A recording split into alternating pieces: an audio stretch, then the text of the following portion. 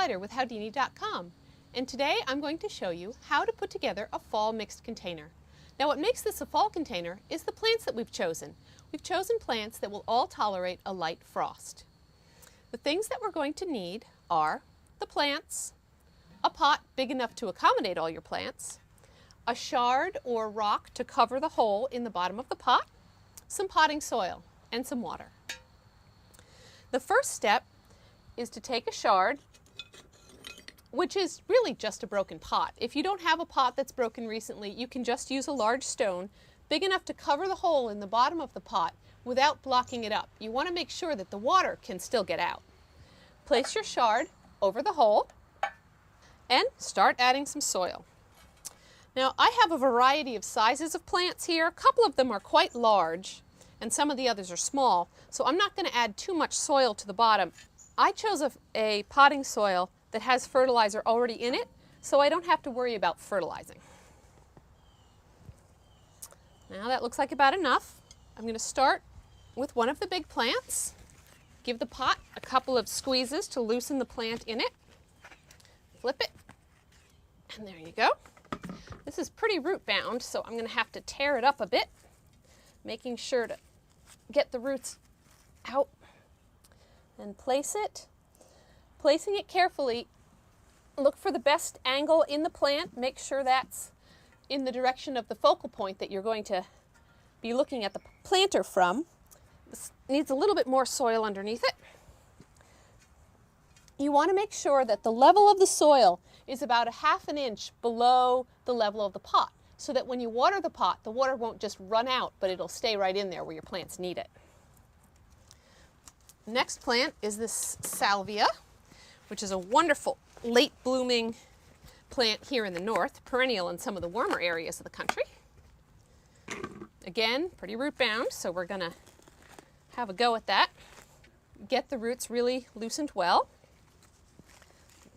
Drop that in right here, right snug up to the kale. Next, I'm going to use these pretty orange osteospermum, a great plant, both for spring and the fall. Such a cheery daisy. But before I put that into the pot, I'm going to need to backfill with a little soil, because this plant is so much smaller than the others were.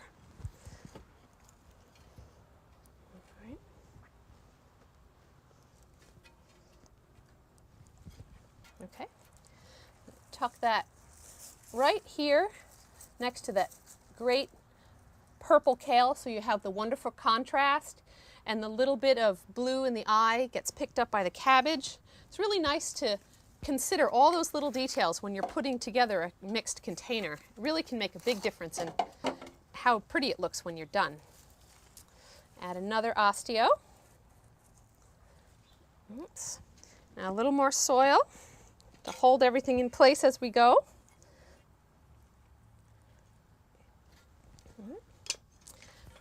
Turn the pot a little bit so I can access it. Now we're going to add some pansies. This is a cute little pansy.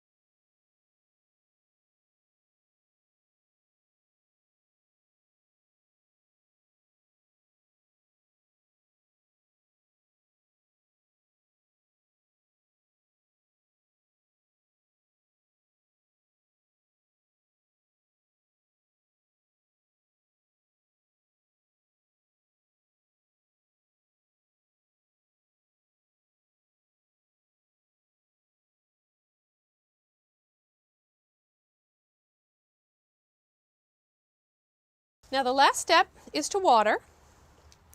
You want to make sure that you water thoroughly until there's water coming out of the hole in the bottom of the pot.